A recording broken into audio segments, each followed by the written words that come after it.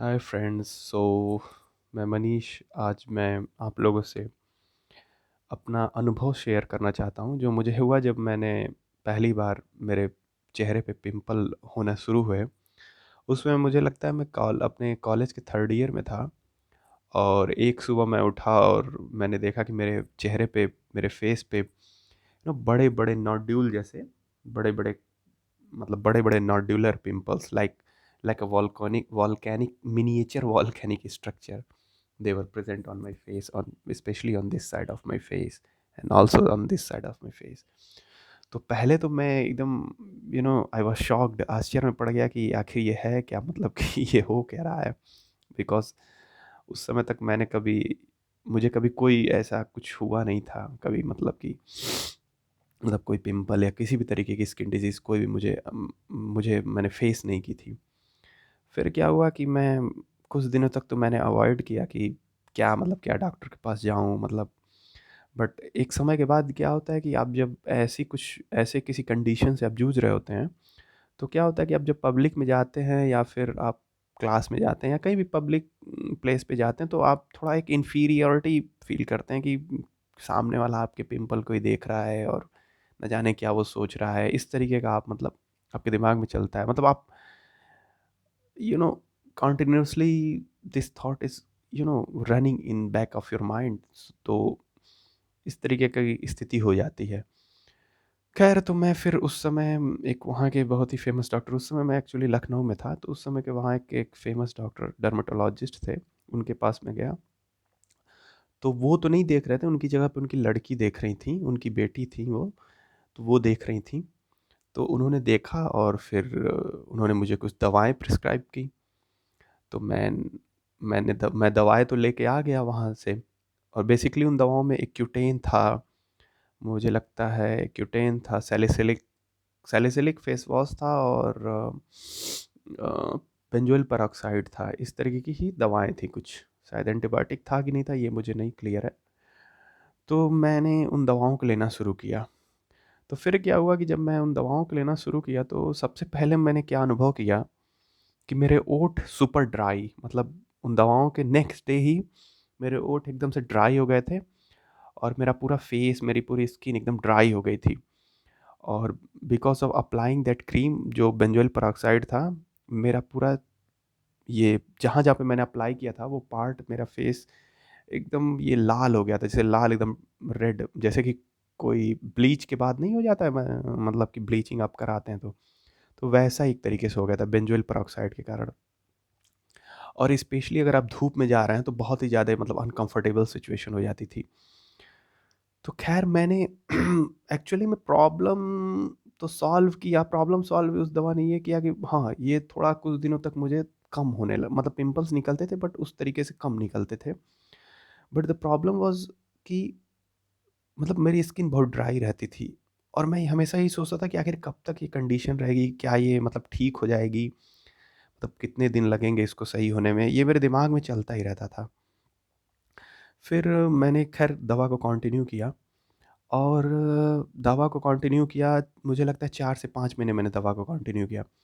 फिर 4 से 5 महीने दवा को कंटिन्यू करने के बाद मुझे रियलाइज़ हुआ कि मतलब मैं फ़र्दर इस दवा को मैं कंटिन्यू नहीं कर सकता, क्योंकि मतलब मेरी स्किन ड्राई रहती थी और आखिर कब तक आप सोचते हैं कि यार कोई भी दवा है तो फिर आई मीन कब तक ही आप लेंगे उसको? मतलब एक समय तो होना चाहिए ना कि आप अब तक लेंगे तो फिर ये ठीक हो जाएगा, कब तक, मतलब कि।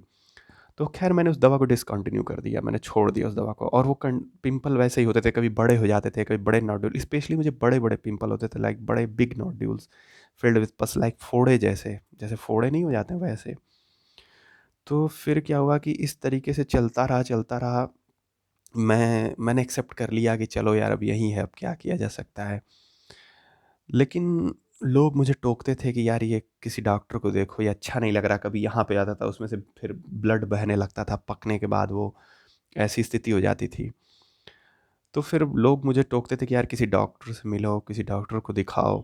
तो मैंने कहा ठीक है। तो लगता है जब मुझे पहला पिंपल हुआ था उसके 2 साल बाद में किसी ने मुझसे कहा कि क्यों नहीं आप होम्योपैथिक डॉक्टर को दिखाते हैं। मैंने कहा ठीक है, देखते हैं, होम्योपैथी भी चेक कर लेते हैं क्या है उसमें। तो फिर मैं एक होम्योपैथी डॉक्टर के पास गया। वो मतलब मेरे परिचय के ही थे, ऐसा नहीं था कि वो कम्प्लीटली स्ट्रेंजर नहीं थे, अननोन नहीं थे, he was known to me. तो मैं वहाँ गया उनको दिखाने। तो फिर जब मैंने उनको दिखाया तो उन्होंने कहा कि नहीं भाई, ये पिंपल तो नहीं है, ये मतलब कि ये फोड़े हैं, एक्चुअली बॉयल्स हैं। तो मैंने कहा क्या बॉयल्स हैं? अभी तक तो सभी ने कहा कि पिंपल हैं। तो उन्होंने कहा नहीं, ये बॉयल्स हैं, और this you are having this condition because of the impurity underneath your skin actually. और मैं कुछ दवाएं दूंगा, and after taking those medicine the impurity will come, come out of your skin, like through your skin, it will come through your skin in the form of like pimples or whatever those he was saying it, boils. तो मैंने कहा ठीक है, मैं लूँगा दवाएं। मैंने start कर दी लेनी। तो शुरू में तो ऐसा कोई बहुत ऐसा असर नहीं हुआ, but after a certain period of time जब मैंने वो दवाएं लेनी शुरू कर दी, तो मेरे जैसे कि पिंपल जैसे पकना शुरू हो गए। पकना मतलब कि वो पस से भर जाते थे, पीले पीले पक जाते थे, और पकने के बाद वो मतलब कि बह जाते थे। तो 1-2 हुए पिंपल ऐसे। तो मैंने कहा ठीक है चलो, ऐसा तो उन्होंने कहा था कि ये पकेंगे, इम्प्योरिटी बाहर आएगी और वो लेकिन धीरे-धीरे उस दवा के कारण क्या हो गया, पूरा मेरा चेहरा इन्फेक्टेड हो गया एक्चुअली। इन्फेक्टेड हो गया मतलब आप literally you will not believe me कि मेरा पूरा चेहरा ये इन्फेक्ट हो गया था। मतलब अभी तो देखने में उतना नहीं पता चल रहा, हल्के-फुल्के स्कार अभी भी दिख सकते हैं आपको। लेकिन ये पूरा मेरा ये दोनों फेस मेरा इन्फेक्ट हो गया था, और मेरे ब्लैक पैचेस, मतलब कि एकदम ब्लैक पैचेस मेरे फेस पे आ गए थे। और ये इतना बेकार लगता था देखने में कि मतलब मैं क्या ही कहूँ, कि ब्लैक पैचेस आ गए थे, मतलब ऐसे ब्लैक पपड़ी पूरी ऐसे मेरे चेहरे पे पूरी आ गई थी, ब्लैक पपड़ी पूरी ऐसे ऐसे ऐसे ऐसे इस चेहरे पे। और उसमें पस पस उसमें से हल्का-हल्का निकलता था। तो उन्होंने कहा कि यार ये तो कुछ, फिर जब उन्होंने देखा कि ऐसे ही, मैंने कहा कि सर ये क्या हो रहा है? तो उन्होंने कहा कि मतलब वो फिर उन्होंने हाथ खड़े कर दिए कि भाई ये कुछ मतलब कंडीशन ख़राब करने के बाद उन्होंने हाथ खड़े कर दिए। देखिए मैं यहाँ पे ये नहीं कह रहा हूँ कि होम्योपैथी में मतलब होम्योपैथी मेडिसिन के कारण ऐसा हो गया, मैं ये नहीं कह रहा हूँ, ऐसा ना समझिएगा। मैं केवल ये कह रहा हूँ कि उन्होंने गलत डायग्नोसिस की, मतलब डिज़ीज़ को ही गलत डायग्नोस किया। ये गलत डायग्नोसिस के क्लिनिकल डायग्नोसिस के कारण ऐसा हुआ, मतलब उन्होंने गलत मेडिसिन मुझे दी, इस कारण ऐसा हो गया। तो ऐसी बात नहीं है कि होम्योपैथी में मतलब कि होम्योपैथी दवाएँ ही ऐसी हैं, ऐसा मैं नहीं कह रहा हूँ। ख़ैर, तो उसके बाद मैं फिर अपने पिताजी को मैंने फ़ोन लगाया। मैं काफ़ी डिप्रेस हो गया था उसमें बहुत ज़्यादा। ऑब्वियसली किसी के चेहरे पे पूरा ब्लैक पैचेज़ हो जाएँ, और मतलब मेरी स्किन बहुत अच्छी थी उसके पहले, तो ऐसा तो होना ही था। तो फिर क्या हुआ, then I called my father. तो मेरे पिताजी वहाँ आए, और उन्होंने देखा, वो भी काफ़ी चिंतित हो गए देख के कि आखिर ऐसा क्या, मतलब क्या हो रहा है? तो वो फिर उसके बाद हम वो मुझे एक बनारस में एक बहुत अच्छे डॉक्टर थे उस समय के, नामी, अभी भी शायद हैं, मुझे नहीं पता अभी हैं कि नहीं हैं, बहुत पहले की 6 साल पहले की बात होगी। 6 साल नहीं, तभी 5 साल तो पहले की बात होगी। तो फिर वो मुझे एक डॉक्टर थे बनारस में, उनके यहाँ वो लेके गए। तो वो भी एक एलोपैथिक डॉक्टर थे, मतलब अंग्रेजी डॉक्टर थे, अंग्रेजी दवा के डॉक्टर थे, डर्मेटोलॉजिस्ट थे वो। तो उन्होंने मुझे देखा। तो फिर मेरे इवन उनसे थोड़ा-सा मेरे फ़ादर मतलब आर्गुमेंट भी हो गया, क्योंकि उस समय से ऐसा सिचुएशन ही हो गया था कि मेरे फ़ादर क्या कि ब्लड टेस्ट करा लें, इसे उन्होंने कहा कि पिंपल है ये, मतलब सिंपल पिंपल है, और because of taking wrong medicines he is having this condition actually. तो मेरे फ़ादर ने कहा कि हो सकता है, पिताजी ने कहा कि हो सकता है कुछ और हो, कोई ना टेस्ट वगैरह कुछ करा लें। तो उन्होंने कहा कि नहीं, नहीं आप मुझसे ज़्यादा जानते हैं, मतलब डॉक्टर थोड़ा वो हो गया है कि ऑलरेडी ये लोग पूरा बेड़ा गर्क करा चुके हैं, कहाँ-कहाँ दिखा के, एक्सपेरिमेंट करा के अपने चेहरे पे, और अब ये मेरी बात को नहीं मान रहे। तो आफ्टर ऑल मतलब हम लोगों ने मानी उनकी बात को, डॉक्टर साहब की बात को मानी, और फिर उन्होंने मुझे कुछ दवाएँ दी, स्पेशली मुझे लगता है कि एंटीबायोटिक्स ही थी उसमें, और फेस वॉश थे, कुछ सनस्क्रीन थी। उन्होंने कहा कि लगा के रखिए, फेस को अच्छे से कवर कीजिए, सन से बचाइए, धूप से बचाइए। तो इस तरीके का उन्होंने मुझे दवाएँ प्रिस्क्राइब की। फिर मैं घर पे आके मैंने दवाएँ लेनी शुरू कर दी। थोड़ा वीडियो लंबा हो सकता है, तो कृपया करके आप पूरी वीडियो देखिएगा, तब पूरी कहानी आपको समझ में आएगी। तो मैंने मैंने दवाएँ लेनी शुरू कर दी। उन्होंने जो दवाएँ दी थी, प्रिस्क्राइब की थी। तो ख़ैर दवाएँ लेनी मैंने शुरू कर दी, तो धीरे-धीरे 10 दिन में वो ब्लैक पैचेज़ जो थे, वो धीरे-धीरे करके वो गिरना शुरू हो गए, मतलब उखड़ना शुरू हो गया, जो पपड़ी जमी हुई थी, और धीरे-धीरे इन्फेक्शन वो कम होना शुरू हो गया। लेकिन फिर भी उखड़ने के बाद भी मेरा चेहरा पूरा लाल रहता था, जैसे ये चेहरा जैसे नहीं कोई स्किन जैसे नई स्किन आई हो, वैसे एकदम लाल रहता था। मतलब अगर धूप में चले जाइए तो एकदम वो लाल रहता था, मतलब ऐसा बहुत अच्छा नहीं लगता था, बहुत लाल रहता था एकदम चेहरा ही। तो देखिए दोस्तों, ये स्किन वगैरह में समय लगता है, मतलब वो हील होने में, वो मतलब वो लाली जाने में ही मुझे लगता है साल 2 साल लग गया, लाली केवल वो रेडनेस जो थी स्किन की मेरी उस पपड़ी हटने के बाद जाने में। तो स्किन वगैरह के ट्रीटमेंट में तो धैर्य आपको बहुत ज़्यादा चाहिए, मतलब you need to have lots of patience. तो फिर क्या हुआ कि अ, मैंने दवाएँ तो लेनी उनकी शुरू कर दी। फिर उसके बाद मैं हमेशा शायद 4 महीने 5 महीने पे मुझे बुलाते थे, मैं जाता था, वो दवाएँ मुझे देते थे, फेस वॉश देते थे, जो जिस फेस वॉश को लगाने के बाद शायद ऑयल, मेरा स्किन ऑयली रहता था तो ऑयल भी चला जाता था। तो इस तरह करते-करते मैंने 2 साल तक उनकी दवाएँ ली। मतलब डेली मुझे 1 एंटीबायोटिक मैं खाता था, एक छोटा 100 एमजी का कोई टैबलेट होता था, शायद डॉक्सीसाइक्लिन, मुझे अच्छे से याद नहीं, शायद ऐसा ही कुछ था। तो कृपया करके मैं जो दवाएँ बता रहा हूँ आप ऐसे ना लीजिएगा, मतलब बिना डॉक्टर के प्रिस्क्रिप्शन के ये दवाएँ, क्योंकि इनके साइड इफ़ेक्ट्स भी होते हैं। तो मैं इस तरीके की दवाएँ मैं खाता था और उससे काफ़ी अच्छा रहता था। मतलब कि ये रहता था कि जब तक मैं दवाएँ लेता था तब तक मुझे मतलब कोई पिंपल नहीं होता था। मैं नॉर्मली कुछ भी खाता था, कुछ भी पीता था, कहीं भी जाता था, तो नॉर्मली सब कुछ अच्छा जाता रहता था। लेकिन 2 साल लेने के बाद दवाएँ, मैंने सोचा कि आखिर कब तक मैं मतलब इन दवाओं के ऊपर ही रहूँगा और ऐसा क्यों है, मतलब कि आखिर 4-5 साल बीत चुके हैं, ये मुझे कंडीशन हो रही है और ये कब तक होगी? मतलब क्या ज़िंदगी भर मुझे ये निकलते रहेंगे पिंपल? क्या ऐसी सिचुएशन रहेगी और ऐसा हो क्यों रहा है एक्चुअली में? आखिर मतलब ऐसा हो क्या है? इसके पीछे का कारण क्या है, मतलब इसके पीछे का? और मैं ऐसा नहीं, मैं डॉक्टर साहब से भी पूछता था जिनसे मैं दवाएँ लेता था, जो मुझे दवाएँ देते थे, तो वो भी मतलब ऐसा कहते थे कि देखिए हो जाता है, सही हो जाता है, कुछ समय आप दवाएँ लीजिए। मतलब कोई एग्ज़ैक्ट कोई ऐसा बहुत ही वेगनेस होती थी उनके आंसर में, कोई ऐसा एग्ज़ैक्टली वो कोई मुझे एक आंसर नहीं दे पाते थे कि हाँ, ये सिचुएशन है। इवन कुछ डॉक्टर्स तो ये कह दिए थे मुझे पहले, स्किन डॉक्टर्स मतलब डर्मेटोलॉजिस्ट, कि you need to learn to live with it, like you will have to learn to live with it.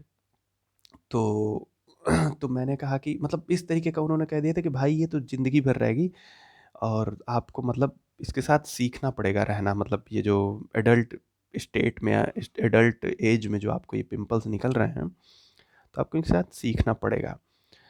तो मैं लेकिन फिर भी मेरे अंदर एक जैसे ये रहता था कि आखिर इसका कारण क्या है और मतलब ये हो ही क्यों रहा है? तो ख़ैर 2 साल लेने के बाद उन मेडिसिन्स को मैंने फाइनली सोचा कि अब मुझे इसके कारण को समझना पड़ेगा पीछे, कि इसके कारण क्या है? What is the reason behind it? Like why am I having this condition, like why I'm having this recurring pimples, and that was also not a small pimples, like they were like very big nodules, like big nodules, like और इतना painful होता था। तो ख़ैर मैंने medicines लेना बंद कर दी एक्चुअली।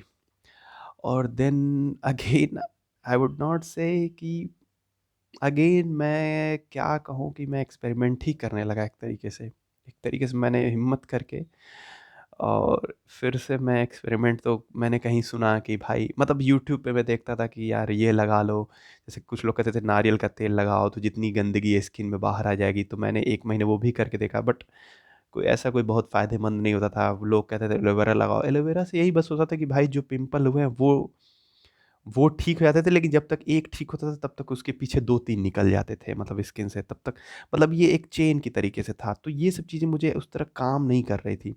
कुछ लोगों ने कहा कि ये खाओ, वो खाओ, मतलब बहुत सारी चीज़ें मैंने कर दी तो काम नहीं कर रहा था। तो फाइनली मेरे पिताजी भी थे वहाँ पे, देखते थे वो भी कि मतलब ये इस कंडीशन से जूझ रहा है। तो फिर क्या हुआ कि एक डॉक्टर साहब थे, मतलब वो आयुर्वेदिक डॉक्टर हैं, अभी भी हैं। तो मेरे पिताजी के मित्र थे, तो उन्होंने ऐसे ही कहा कि वो ट्रेन से जाते थे अपने जॉब पे मेरे पिताजी, तो उन्होंने कहा कि एक डॉक्टर है आयुर्वेदिक, मैं उनसे, अगर तुम कहो तो मैं पूछूँ उनसे कि मतलब ऐसा है उसको तो क्या, तो मैं उनसे पूछूँ। तो एक तरह से उनकी मित्रता ही हो गई थी उनसे, मतलब डॉक्टर साहब से। तो मैंने कहा क्यों नहीं, आप पूछिए तो अच्छा ही रहेगा, मतलब कि मेरे लिए तो सही रहेगा अगर कुछ वो अगर मुझे बता दें ऐसा कुछ। ख़ैर मुझे बहुत उम्मीद नहीं थी, मुझे लगा कि क्या ही आयुर्वेद में बहुत ज़्यादा तो मतलब दवाएँ उनकी बड़ी स्लो होती हैं। मुझे बहुत पता भी नहीं था उस समय आयुर्वेद के बारे में, कुछ क्या होता है, क्या नहीं होता है। तो ख़ैर उन्होंने कहा डॉक्टर साहब से कि आप मेरे किसी दिन घर पे आइए तो मतलब कि ऐसे ही बातचीत हो, मतलब उन्होंने ये नहीं कहा हमसे कि मतलब लड़के को दिखाने के लिए, उन्होंने ऐसे ही कहा। तो एक दिन मेरे घर पे आए, तो उन्होंने कहा कि ये मतलब मुझे दिखाया अ, कि मेरे मतलब चेहरे पे ये पिंपल हो जाते हैं, बहुत सालों से हो रहे हैं, 4-5 सालों से हो रहे हैं और बड़ा परेशान रहता है इस तरीके से। तो डॉक्टर साहब ने कहा कि ये तो मतलब इम्प्योरिटी ऑफ ब्लड है, मतलब खून की अशुद्धता की वजह से हो रहा है। तो उन्होंने कुछ मुझे दवाएँ मतलब कही कि आप ये लिख लीजिए। एग्ज़ैक्टली मुझे मात्रा तो नहीं याद कि किस-किस मात्रा में उन्होंने कही थी, क्योंकि बहुत पहले की बात है, शायद 2 साल 3 साल पहले की बात है। तो तो उन्होंने हाँ 2 साल पहले की बात होगी, क्योंकि लगभग 2 साल या ढाई साल पहले की बात होगी। तो उन्होंने मुझे ये मतलब मेडिसिन्स कुछ कहे लिखने के लिए, मतलब कुछ नोट डाउन कर लेने के लिए। तो मैंने मेडिसिन नोट डाउन के लिए, मुझे लगता है उसमें रस्माडिक था और आरोग्यवर्धिनी था, और भी कोई एक हाँ सल्फर, ये गंधक रसायन भी था। ये सब कुछ मात्रा में थे। आप इन सबको बिना डॉक्टर के उसके मत लीजिएगा, बिना डॉक्टर के प्रिस्क्रिप्शन के मत लीजिएगा। मैं ऐसे ही बता रहा हूँ कि क्या उन्होंने मतलब मुझे बताया था, क्योंकि सबकी कंडीशन अलग अलग होती है। हो सकता है किसी किसी को किसी और कारण से हो, किसी किसी को वही डिजीज़ किसी और कारण से हो। तो ऐसे मतलब मेरे बताने पे मत लेने लगिएगा, क्योंकि इनके साइड इफ़ेक्ट्स भी हो सकते हैं। तो खैर उन्होंने मुझे वो मेडिसिन्स दी। तो मैं एक इमाम दस्ता उसको कहते हैं, जो मतलब वो मैं लाया कूटने वाला। तो मैं उसको लाया, उसमें वो टेबलेट्स लाता था, आरोग्यवर्धिनी और वो सब वो शायद वो था, क्या कहते हैं ये आपका, गंधक रसायन आता था। टेबलेट में भी आता था, पाउडर में भी आता था। तो मैं खैर शुरू में पाउडर में लाता था, और एक ये रसमाड़िक का भस्म था शायद वो, तो रसमाड़िक भी मैं लाता था और उसको मिला के मैं खाता था। तो मैंने जब इस मेडिसिन को लेना शुरू किया, शायद 2 टाइम लेता था मैं, तो मतलब मुझे लगता है कि मैंने 10 दिन बाद मेरे पिंपल्स जैसे वो चले गए, एकदम से चले गए। हाँ, उन्होंने एक और चीज़ कही थी कि उन्होंने कहा था कोई क्रीम वगैरह कुछ भी मत लगाइएगा, इस पे आप बेसन और दूध का बेसन और दूध को आप मतलब कि उसको आप अप्लाई कीजिए, इसके ऊपर पेस्ट बना के उसका, जब भी आप नहा रहे हैं तो आप चेहरे पे अप्लाई कीजिए, उसको लगा के अगर 5 मिनट छोड़ दीजिए, लगा के बेसन और दूध और उसका पेस्ट बना के, और उसके बाद उसको धो लीजिए आप। तो मैं ये करना शुरू किया मैंने, तो 10-15 दिन में मेरे मतलब पिंपल्स पूरे तरीके से चले गए। तो मुझे तो लगा कि अरे यार, ये तो मतलब आयुर्वेदिक दवाएँ ऐसे भी काम करती है, मतलब कि ये कैसे हो गया? तो फिर मैंने इसके ऊपर रिसर्च थोड़ा करना शुरू किया कि आखिर आयुर्वेद क्या कहता है इन स्किन डिजीज़ के बारे में, क्यों हो जाते हैं ये सब। तो खैर होता क्या है कि आप जब किसी नए कॉन्सेप्ट से अपने आप को इंट्रोड्यूस करते हैं, तो शुरू में आपका हृदय जो होता है या मन जो होता है वो उसको एक्सेप्ट तुरंत नहीं करता है। जैसे कि मान लीजिए कोई कहता है कि, अब जैसे मैंने जब पढ़ना शुरू किया तो मुझे ऐसा लगा कि पित्त के कारण, पित्त की अधिकता से शरीर में पित्त जब बढ़ जाता है, गर्मी जब बढ़, शायद गर्मी ही कहते हैं पित्त को, तो गर्मी जब बढ़ जाती है शरीर में, तो उसकी वजह से आपको ये कंडीशन होना शुरू हो जाती है एक्चुअली में। तो पित्त की अधिकता से आपको ये समस्या शुरू होती है। तो मैं उस समय देखना शुरू किया कि भाई पित्त को कैसे कम किया जाए, तो गर्म चीज़ों को अवॉइड कीजिए, ठंडी चीज़ों को लीजिए। तो इस तरीके से मैंने रिसर्च करना शुरू किया। तो खैर मैंने 6 महीने तक उनकी दवाएँ ली, और मुझे लगता है मुझे साल भर तक, 6 महीने नहीं, तभी 3 महीने तक मैंने ली। 6 महीने नहीं, 6 महीने कुछ ज़्यादा ही हो जाएगा। 3 महीने तक मैंने ली दवाएँ, और मुझे लगता है मुझे साल भर तक वो मतलब कि मुझे फिर पिंपल नहीं हुए। मतलब साल भर तक मुझे कोई ऐसी कंडीशन नहीं हुई, साल भर तक। और मैं बीच-बीच में रिसर्च भी करता था कि अच्छा ये गर्म चीज़ें हैं, ये ठंडी चीज़ें हैं, इनको अवॉइड कीजिए, इनको तो मैंने थोड़ा-थोड़ा मतलब मैंने परहेज़ भी शुरू किया उस समय हल्का-हल्का। तो लेकिन होता क्या था कि जैसे मैंने दवाएँ ली, तो फिर 3, 4, 5 महीने तक नहीं हुआ, फिर मतलब कि धीरे-धीरे मुझे फिर होना, मतलब फिर कभी आ जाता था, मतलब वो पिंपल फिर आ जाता था। ख़ैर धीरे-धीरे, धीरे-धीरे मैंने उसमें और मतलब कि अपने आप को ढालना शुरू किया, और समझना शुरू किया कि आखिर पित्त क्या होता है, कफ़ क्या होता है। बेसिकली मेरे जो पिंपल होते थे वो पित्त और कफ के कारण होते थे। कफ कफ के कारण उनका साइज़ बड़ा होता था, बड़े नोड्यूल के होते थे, और पित्त के कारण वो मतलब उनका बेसिक जन्म ही पित्त के कारण होता था। तो मैंने कफ में जैसे डेयरी प्रोडक्ट जैसे दूध वगैरह ये सब अवॉइड करना शुरू किया। पित्त में मैंने मिर्च, मसाले ये सब कम कर दिए। गरम चीज़ें खाना बंद कर दी। जैसे गरम मीन्स मतलब गरम नहीं, हीट, मतलब गरम की बात नहीं है, जैसे जो नेचर वाइज़ जो गरम होते हैं उनको मैंने खाना कम कर दिया, बंद करने लगा। ख़ैर धीरे-धीरे ऐसा करते हुए 6-7 महीने में धीरे-धीरे, धीरे-धीरे मतलब कि असर मुझे दिखने लगा कि हाँ भाई, मतलब बिना दवाओं के भी, केवल परहेज़ के दम पे भी आप मतलब कि आप मतलब ऐसी चीज़ें जैसे जिनसे पित्त बढ़ता है और कफ़ बढ़ता है, उन चीज़ों को आप कम करिए, अवॉइड नहीं तो आप धीरे-धीरे कम कीजिए। तो धीरे-धीरे 6 महीने, 7 महीने में या 1 साल में आप इसको मैनेज करना आप सीख सकते हैं। एक्चुअली में आप ये, इसका कोई क्योर नहीं है। इवन अगर अभी भी उन चीज़ों को मैं खाना शुरू कर दूँ, जैसे मैं बहुत मिर्च मसाला खाना शुरू कर दूँ, डेली अभी दूध पीना शुरू कर दूँ, मतलब जैसे तो क्या होगा कि उनसे, दूध से जैसे हम, मुझको ऐसा लगता है कि कफ़ बढ़ता है, चिकनाई शरीर में बढ़ जाती है। तो उससे, मतलब उससे, और गरम चीज़ें खाना शुरू कर दूँ तो उससे प्रेसिपिटेट हो जाता है, मतलब कि ये कंडीशन प्रेसिपिटेट होती है। तो ये कोई, जैसे सबके लिए अलग-अलग हो सकता है अपना अनुभव, तो मैं अपना अनुभव बता रहा हूँ। तो धीरे-धीरे, मतलब मुझे लगभग साल भर तो लग गया इस चीज़ को समझने में कि हाँ भाई, ये मैं नहीं खा सकता, ये मैं खा सकता हूँ। इस चीज़ को खाना चाहिए, इस चीज़ को नहीं खाना चाहिए। तो ये साल भर में मैं समझते मैंने समझा, और मैं धीरे-धीरे इसको मैनेज करना फाइनली सीख गया। अभी भी मैं कभी-कभी, मतलब कि मतलब मुझे कभी-कभी ये कंडीशन हो जाती है, जैसे स्पेशली गर्मी के दिनों में, जब गर्मी की शुरुआत होती है, और मतलब गर्मी की शुरुआत के 2 महीने बाद, जैसे कि जब बरसात आने वाली होती है, तब ये कंडीशन मुझे कभी-कभी आ जाती है। मतलब ऐसी कंडीशन आ जाती है मुझे। तो मौसम के हिसाब से भी मैं सीख रहा हूँ धीरे-धीरे, कि अभी भी मैं सीख ही रहा हूँ कि क्या चीज़ें खानी है, क्या चीज़ें नहीं खानी है। जैसे मुझे इस साल मैंने सीखा कि मौसम का भी असर पड़ता है इसमें। जैसे गर्मी के मौसम में क्या पहले से आप थोड़ा-मोड़ा ऐसी चीज़ें, ठंडी चीज़ें खानी शुरू कर दें, कि जिससे मतलब कि आपको ये कंडीशन ना हो, या हो भी तो कम कम हो, मतलब कंट्रोल्ड वे में हो। खैर, मैं अपने और भी अनुभव साझा करूँगा अपने इस यूट्यूब चैनल पे। तो यही था, अब अभी तक तो यही मैंने अनुभव किया।